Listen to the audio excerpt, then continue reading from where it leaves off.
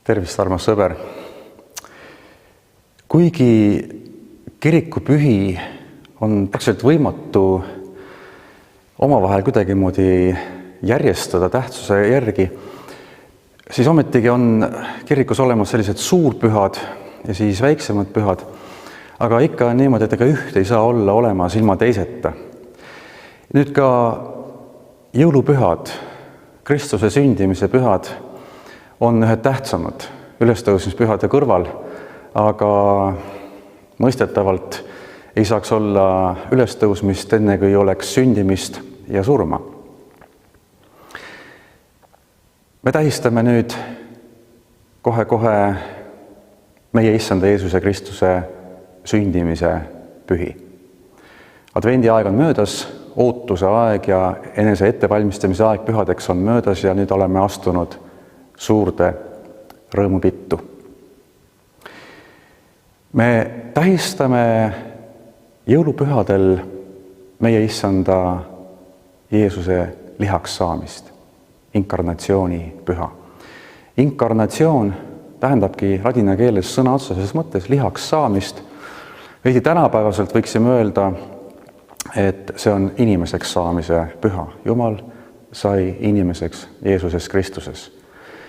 Ja see õpetus on ainuomane kristlusele, seda ei ole üheski teises religioonis, et Jumal ise tuleb ja saab inimeseks.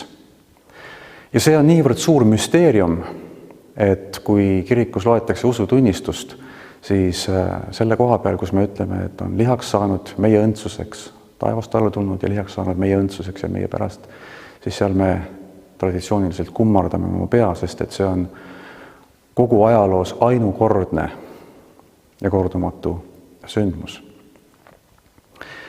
Nüüd need, kes on terve advendi aja jõule juba vaikselt tähistanud, nende jaoks ilmselt tähendavad jõulupühad 24. detsembri õhtut.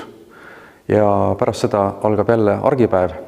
Kirikus on lugu nii, et 24. detsembri õhtuga asi alles algab. Ja Jeesuse õige sünnikuupäev on siis 25. detsember.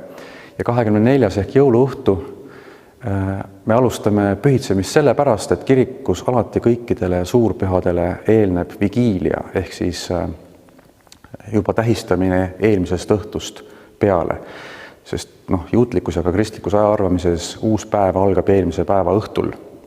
Nii et 25. algab tegelikult 24. õhtul ja sellepärast me kogunemegi jõuluõhtul kirikusse, et juba alustada, sest see rõõm ja see püha on nii tähtis ja nii suur, et me ei malda isegi oodata õige päeva hommikuni. Jõulupühad ei saa läbi ka 25.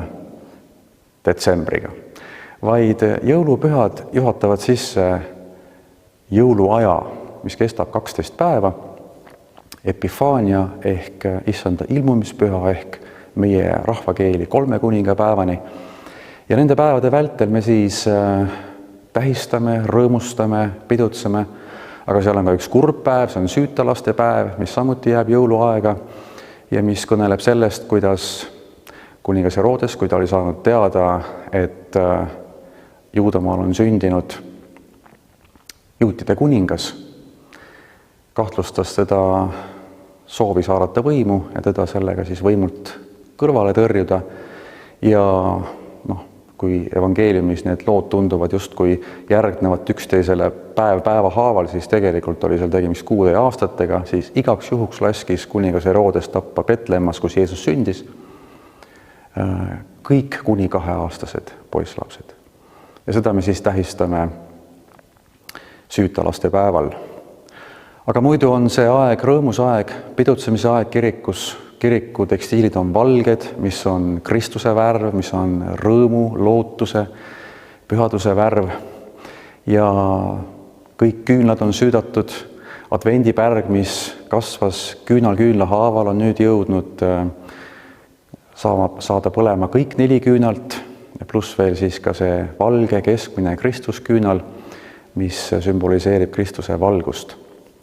Nii et kutsun teid kõiki tundma rõõmu sellest 12 päeva pikkusest rõõmsast jõuluajast, kus me saame tõesti põhjalikult süveneda meie issanda lihaks saamisesse, meiesuguseks inimeseks saamisse ja mida see meile kõikidele tähendab. Jumal on meile andnud maailma suurima kingituse, oma ainusündinud poja.